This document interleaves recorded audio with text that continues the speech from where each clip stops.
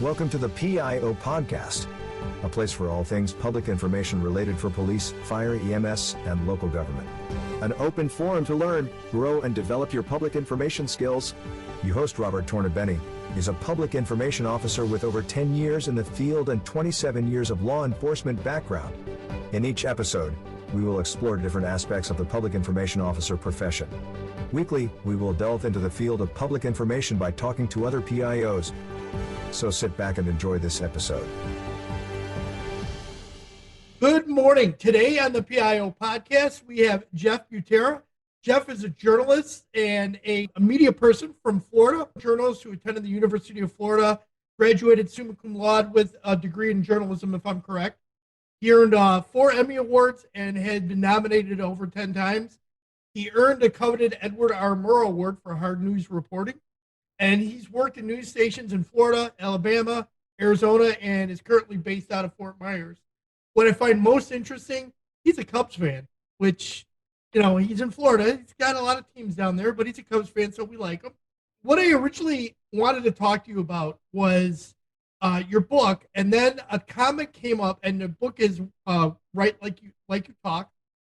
But we're going to talk about that in a little bit. But then a comment came up on another podcast and an interview about exonerative tense. And I thought, Jeff has got a really great perspective on this. And I thought, okay, I want to get your perspective on it. So can you explain exonerative tense for our listeners?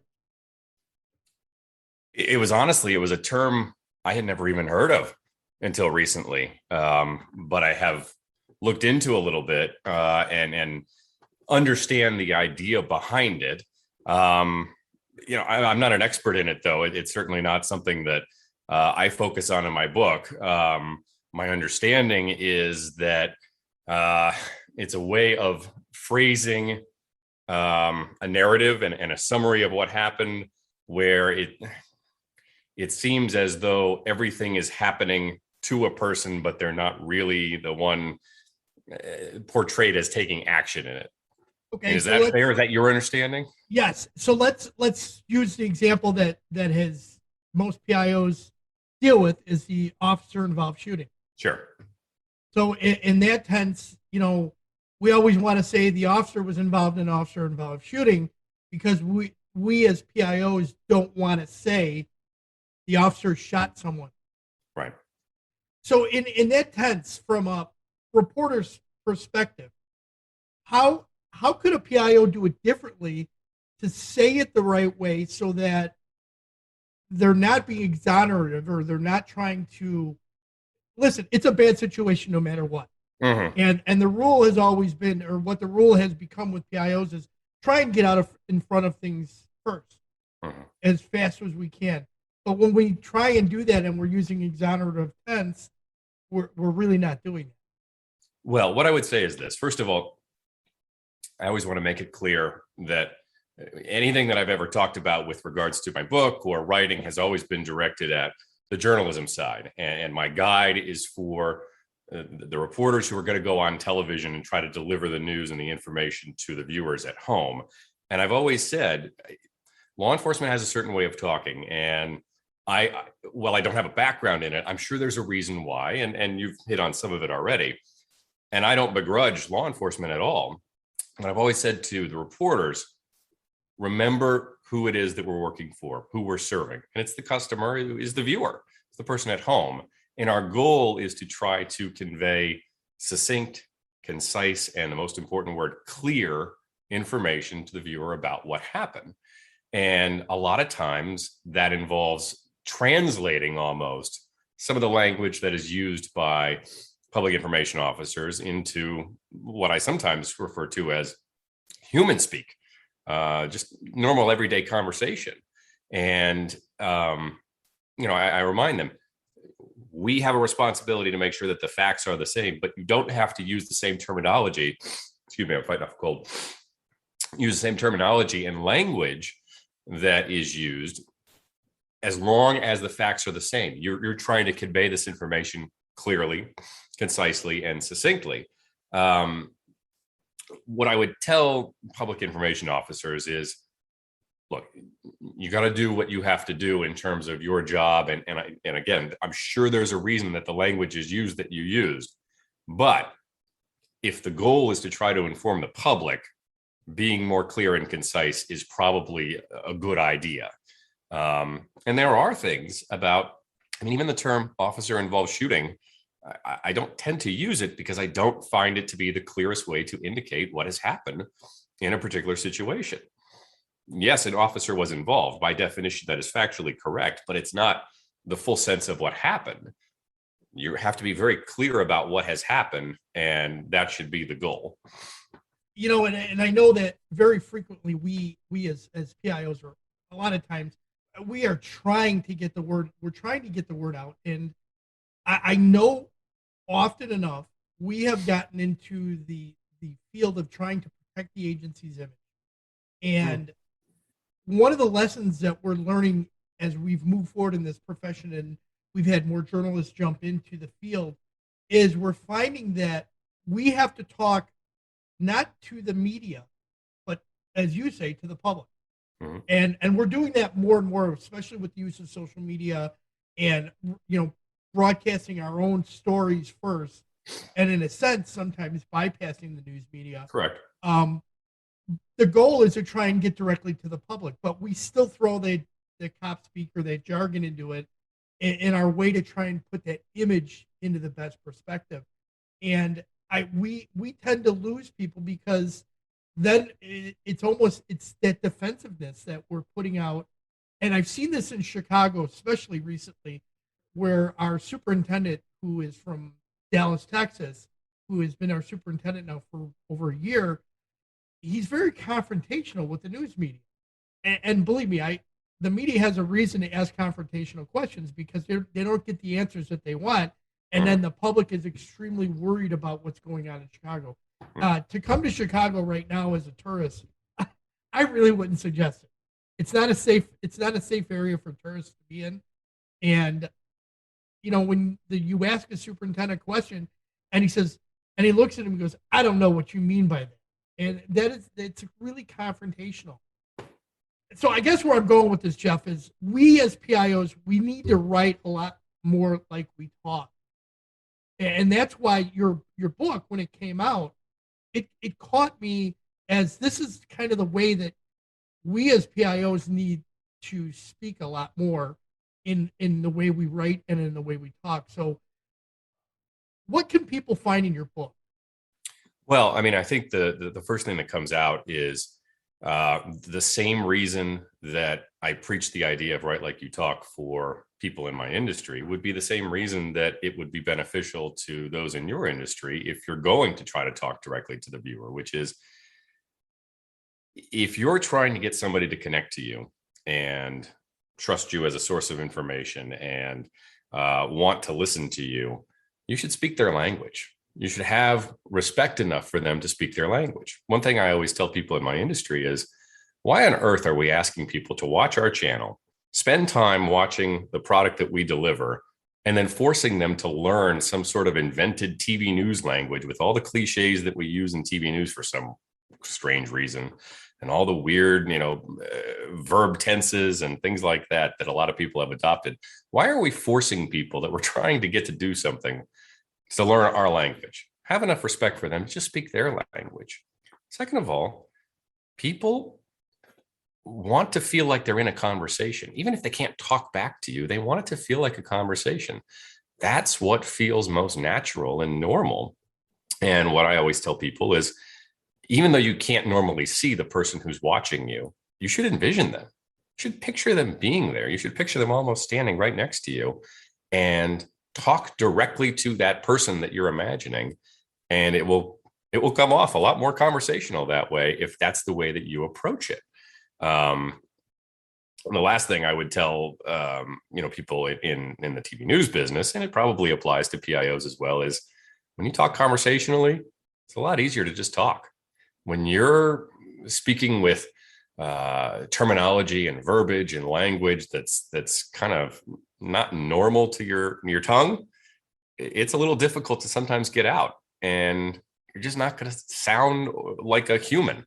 I sometimes say we sound like aliens when we're not speaking conversationally. And again, if you want to connect to somebody, you should speak their language. I agree. I'm going to go back to this officer-involved shooting phraseology. And there was a shooting that occurred recently that they used. An officer had been shot by another officer in an incident. And it was what range people would call as a sympathetic response. In other words, their fingers on the trigger and they got spooked and they pulled the trigger by accident. No intention to hurt anybody, but unfortunately, the gun discharged. Yeah. The problem is the phrase that we use, officer-involved shooting, like you said, doesn't necessarily tell the story. But the phraseology that could be used in it would be like, you could use an accidental discharge. You could use the term negligently or unintentionally discharged of the firearm, because then you're putting it on the person, not necessarily on the actual gun, because guns don't just go off by accident. Sure. And we always kind of, maybe it's because they're protecting the department, overall the image. You can't protect them from that. It's happened.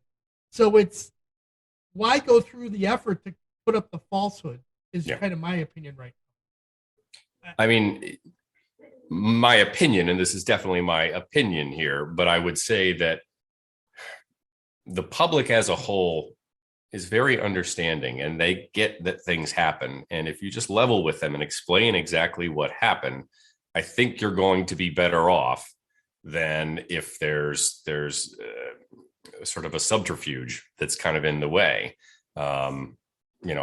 I've always felt like if you just level with people, explain what you know and what you believe happened, I think you're going to be better off. I agree. In your book, some of the things that you have in your book, which is Write Like You Talk, and it's not an expensive book, and it's a great read, by the way. You got it right here. Thank you. One of the things a couple of the things that I've seen in you talk about achieving a conversational style of speech, which I think is very important for the PIO. Eliminating cliches, eliminating cop speak, all things that we need to do. Our grammar, of course. The other day, and my daughter's a digital producer. She works for an NBC station in Madison. Very frequently, she'll send me, "Dad, did you see this?" And there's always it's always a digital scroll where there's a typo in it. And what are you going to do? You can't catch everything. But as PIOs, we get criticized all the time when there's typos. Leads to the story, which is really important. I wanted to talk about this because when we write media releases, what are PIOs doing wrong? See, the first thing I want to say is I don't know if they're doing anything wrong. Again, I don't have the background or the understanding to know the reasoning behind why the language is used. So let me throw it this way, though. Let me throw it not necessarily language. So think about a media release that you may have seen recently where it starts off with a date and time, and then it goes through this long, early narrative. What should they really be saying in the beginning? Well, I mean, I think if you have an understanding of if you're writing the narrative, you know what's most important as well, and you don't necessarily have to write chronologically and have people decipher things. I'll give you an example that I think kind of sums up where there could be some ways to make this easier. And it's an example that I use in a seminar that I do when I talk about the book. It's from a story that I saw on a station in Wyoming. And this is a verbatim story that, in fact, I've got it right here. This is a verbatim story that they had on their news out in Wyoming. And they say, a Colorado resident is in custody after leading Wyoming patrol on a chase. The pursuit started north of Casper on Interstate 25. A man was stopped after driving around a road-closed gate. Troopers say Randy Duran fled from a trooper after failing to produce an ID. During the pursuit, a trooper attempted to perform a tactical vehicle intervention maneuver to bring the pursuit to a stop. WHP says the man then drove his vehicle into the trooper's car until he could get away.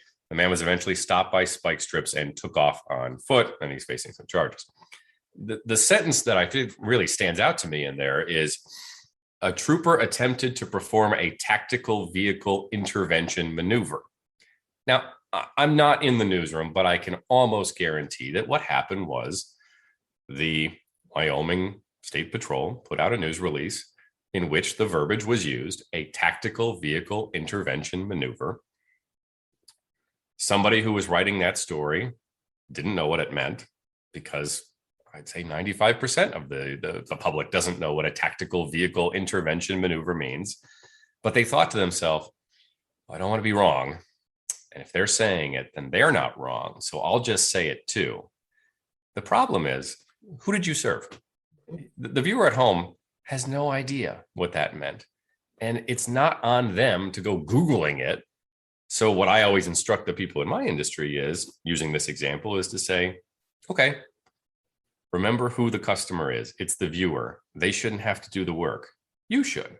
Figure out what a tactical vehicle intervention maneuver is, which is really just kind of nudging the car in front of you and see if you can spin it out and, get it to stop. Pit maneuver. Yeah, the old pit maneuver. And make that clear in your copy. And if you don't find the answer to your satisfaction with regards to Google or calling people or whatever, call up the law enforcement agency and say, hey, look, we're running this story. I know you guys put out the release. You got this phrase in there, tactical vehicle intervention maneuver. I don't really know what that means. Can you explain it to me? And have them explain it to you like a human would, in layman's terms. And that way, the viewer at home is going to be more informed. Now, would it be easier if the Wyoming State Patrol had just explained that in the original release? Yeah, probably. Again, I don't know what the reasoning is behind it, so I try not to judge. And I always put it on my industry. We got to do the work. But from my perspective, yeah, it would have been better off if it was just clearer and more easy to understand from the get-go. I think in some cases, the PIO at the time was probably, it more likely was probably some of the supervision that was coming through in the reporting, and said, because here's the question. I don't know if Wyoming has a pursuit policy. I don't know if they have been authorized to use a pit maneuver. The officer may have overstepped their use of force guideline, and now they're using this phrase to kind of protect themselves in a sense. And now they've just created a bigger problem, because the media is now going to turn around and ask a question: what's a tactical vehicle intervention maneuver? And they're going to dig deeper, as opposed to just saying they attempted to stop the vehicle with a pit maneuver, which is striking the vehicle gently from behind to try and push it into a spin out. It's possible. And again, there's clearly reasons behind it, but I always just go back to, from our perspective, information and clarity is what we're going for. Okay, I'll go with that. All right, so why is avoiding passive voice, why is that important for journalists and PIOs? Well, I mean, from our perspective, there's three reasons that I always talk about. One, it's generally considered better writing, and that's whether you're writing for broadcast news, or you're writing for a newspaper, or you're writing a term paper for college. It's just generally considered stronger writing to write in the active voice. From our specific perspective, with words that are heard rather than read, active voice sounds better to the ear. So there's benefits to that perspective. The one that I think applies more so to your industry as well as ours is active voice requires better journalism. It allows you, or it forces you, to do the work. The example that I use when I try to teach this is, you can say, for example, the governor is being investigated, which is a passive construction to the sentence. But you don't have to say who's investigating the governor in that sentence. It's concealed by the passive construction of the voice, or passive construction of the sentence. Moving it to active forces you to find out, oh, the Florida Department of Law Enforcement is now investigating the governor. Making the subject of your sentence conduct the action of your verb forces you to figure out who is the subject of the sentence and what are they doing. From your perspective as a PIO, writing a narrative of what happened, I think it's always important to focus on who is doing what and what actions are they taking. So, yeah, I think it's better writing, and it does sound better, but I also think it's a more clearer way of explaining a summary of what happened. Thank you, Jeff. I appreciate that, because this is something that I know that some PIOs struggle with, and sometimes it's very easy to go back to passive tense and passive voice because it's just simpler writing, and that's what we're trying to. Some of us are trying to do that, and unfortunately, it does lead to problematic misunderstandings in what you're trying to put across. All right, so one of the other things that's in your book is writing for the internet, and I think so much of what PIOs do now is we're putting stuff out on the internet more and more, whether it's for a website, whether it's for news releases, or whatever it might be. Give me some context in what's in your book about that. Well, the first thing I would say is that writing for the ear and writing for words that are going to be read are very different. And it's important to understand the distinction. I preach write like you talk only for words that are going to be heard by someone's ear. That's where striving for that conversational language is super important, where being very simple with your language is important, because people who hear it, they get one chance at it. If you read something and you kind of, you stumble over something, you can go back and read the sentence again and really try to concentrate and figure out what somebody's trying to get across. When you hear something, it's one shot and that's pretty much all you're going to get. There is a thing called AP Style Guide that the newspaper folks use. If you want to really kind of step it up, you could learn AP Style Guide. It's a way of having uniformity and consistency to some of the things that you do in terms of how you refer to places, how you do abbreviations for states, that sort of thing. I'm very much an organized, structured kind of person. So for me, I've always liked the idea of having a uniform way of doing things when I write web stories. It makes me feel better in my type A personality. So if you want to do that, I think it's important. Still, it's all about clarity. It's all about just, are you getting the information across? What I've noticed when it comes to writing for the internet is the attention spans of folks is short. It's very short, because we have so many things that can distract us or pull our attention away. I mean, we have our phones, we have TV, we have people around us, we have so many things that might be more interesting than whatever's right in front of us right now. So the challenge for writing for the internet becomes, how can I get across what I want to get across? How can I get people to see what I want them to see and know, but to do it in a way that's going to hold their attention long enough to get them there? So that's where you want to be short with your writing, short sentences, no wasted information. Find out what's important and put it at the top. You really can't count on somebody to read 4 paragraphs when 1 paragraph will do. Great point, Jeff. I appreciate that. So where can people get your book at? So they can buy it off of my website. It is writelikeYouTalk.com. It's only $19.99 plus shipping. And then if anybody wants to find me on Twitter, where we have constant conversations about how we can communicate better, it's write like the letter U talk. I didn't have enough characters for YOU, so it's write like you talk. And again, everything I do is mostly geared toward the folks in the news industry, but I've had a lot of folks from public information who have found the account and have, I'm happy to say, found it somewhat useful too. So a lot of the followers there are PIOs.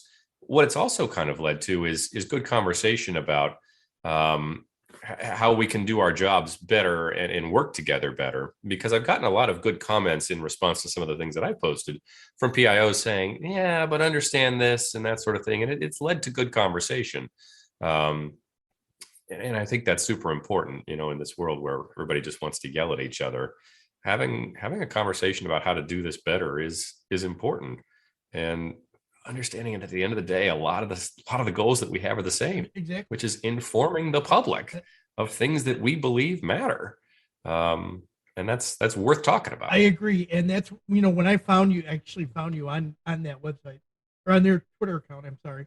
And that's where I actually asked you a couple of questions, like, why do you think, how would you write this? And so I do appreciate that. And it's helpful to have those conversations with journalists that are in the field and that are active in it, and have the willingness to give feedback, because we're in the past, PIOs just did it the way that they've always done it, and now I think we're starting to see PIOs opening up and learning and talking to the news media and working with them in a lot closer fashion, which I think is very important. I think it's important for both fields to understand what the other job is and what they're trying to do, because a lot of times a lack of understanding ends up breeding some of the mistrust. I know there are also just, I've had bad experiences, and that sometimes breeds the mistrust. But other times it's just kind of a lack of understanding of what the other one is trying to accomplish. I always try to stress, my goal here is to work for my viewers at home. I'm trying to inform them. I put it bluntly, I don't work for the police department. I work for the viewers at home. And I understand that you work for the police department, and that there are things that you're trying to get across in that capacity. But just to remember, I work for the viewers at home, and I'm trying to get them information that I think is newsworthy.